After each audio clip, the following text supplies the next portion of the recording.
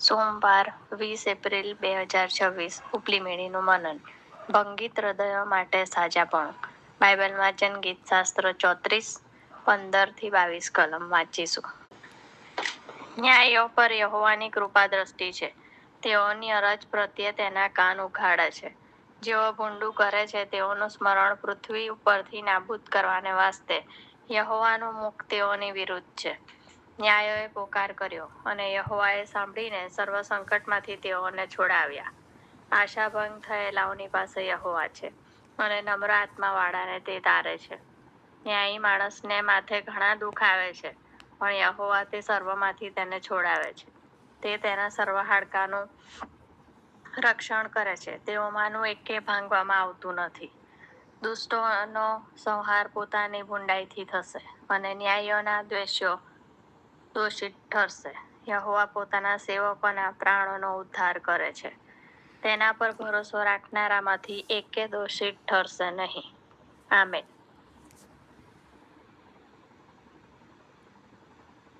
આશાભંગ થયેલાઓની પાસે યહોવા છે અને નમ્ર આત્માવાળાને તે તારે છે. ગીતશાસ્ત્ર 34:18. મારી માતાની મૃત્યુની યાદગીરી અગાઉના અઠવાડિયાઓમાં તેમની ઘણી યાદો મને આવે છે. મારી માતાનું હાસ્ય, જે રીતે તેમની આંખોમાં દયા દેખાતી હતી, તેમના બોલવાનો અવાજ અને તેમના દિલાસો આપતા આલિંગનની યાદો મારા મનમાં જીવંત છે. છતાં તેમની ગેરહાજરીનું દુઃખ આજે પણ મને તેમના મૃત્યુના દિવસ જેટલું જ તાજું લાગે છે. તેમની દરેક યાદ એ તેમનો પ્રેમ છે, જે તેમની ગેરહાજરીમાં ટકાવી રાખે છે. તેની દુઃખદ મીઠી યાદ અપાવે છે. એક સાંજે જ્યારે હું આ બધા દુઃખની નીચે દબાયેલો હતો, ત્યારે મેં મારું બાઇબલ ખોલ્યું અને મારા વાંચવામાં ગીતશાસ્ત્ર 34:18 કલમ આવી. ઈશ્વર મારા દુઃખથી સારી રીતે વાકેફ છે. તેવો મને વ્યક્તિગત રીતે અનુભવ થયો.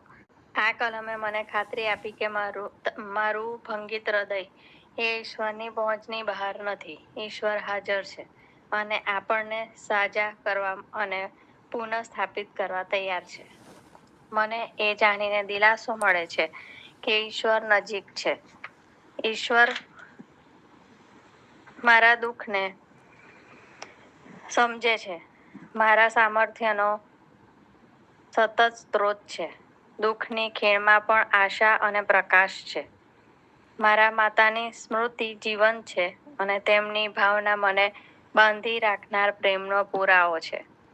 દુઃખ ભલે ભારે હોય, પણ તે આપણા માટે પ્રેમની ઊંડાઈનો પુરાવો છે.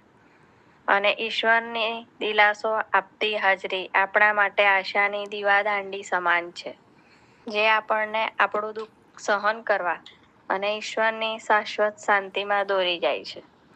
આજનો સુવિચાર: ઈશ્વરની હાજરી મારા ભંગિત હૃદય માટે મલમ છે.